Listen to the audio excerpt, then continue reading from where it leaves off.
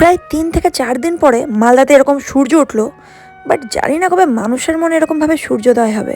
আর এতদিন পর রোদ দেখে আমি কিন্তু ছাদে বসে গেছিলাম, কেন এই সুযোগটা ছাড়া যাবে না বলো। আজকে তোমাদের সাথে আমি একটা অন্য কথা শেয়ার করব। আজকের কথাগুলো কিন্তু একটু অন্যরকম হতে পারে। আজকে 2026-এর 1 জানুয়ারি, আর আমি এই মুহূর্তে বাড়িতে একা বসে বসে ভয়েস ওভার দিচ্ছি। আমি বাদে আজকের দিনটা হয়তো অনেকের কাছে খুব স্পেশাল। সবাই বাইরে ঘুরছে, মজা করছে, খাচ্ছে দাচ্ছে, কিছু মানুষ পিকনিক করছে নিজেদের মানুষের সাথে খুব মজা করে।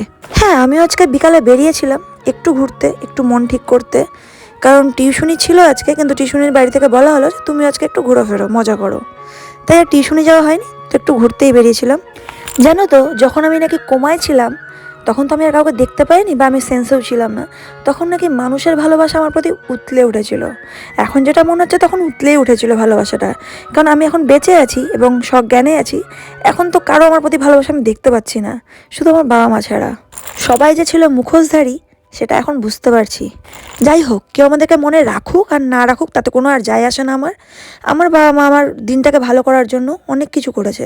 আমি মুখের রেসিপিগুলো বলছি না, যেহেতু ভিডিও করেছি প্রত্যেকটা, আমি উপরে উপরে লিখে দিচ্ছি কোনটার পর কি, তোমরা একটু জাস্ট পড়ে নিও। জানো তো, আমি ছোট থেকে এখনো পর্যন্ত কাউকে মাপ ঝোঁক করে ভালোবাসিনি। ভালোবাসা বেসেছি পুরোটা দিয়েই বেসেছি, সেটা যেই রকম সম্পর্কে হোক না কেন। আমি প্রথম থেকে বুঝতে পেরেছি যে কে আমাকে অরিজিনাল ভালোবাসে আর কে শুধু নাটক করছে। তারপর আমি তাদেরকে কিন্তু পুরোটা দিয়েই ভালোবেসেছি, কারণ আমি কোনো খামতি রাখতে চাইনি আমার ভালোবাসায়।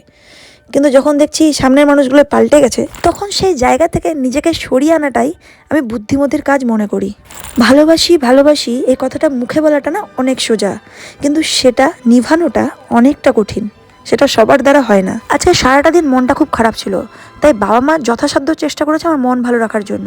জানে আমি খেতে বড্ড ভালোবাসি, তাই বাড়িতে চলো বাসন্তী পোলাও, খাসির মাংস, পাঁপড় ভাজা, মুরগির মাংস এবং আমার পছন্দ লালমোহন। আমার বাবা বিকালে একটা আমাকে কথা বলে যে, ঋতু তুই যে নিঃস্বার্থ হয়ে সবাইকে ভালোবেসে গেছিস সেটা বোঝার যোগ্যতা কিন্তু অনেকেরই নেই। তাই আজকের থেকে শুধু নিজেকে ভালোবাস আর নিজের কাজকে ভালোবাস, আর কাউকে দরকার নেই।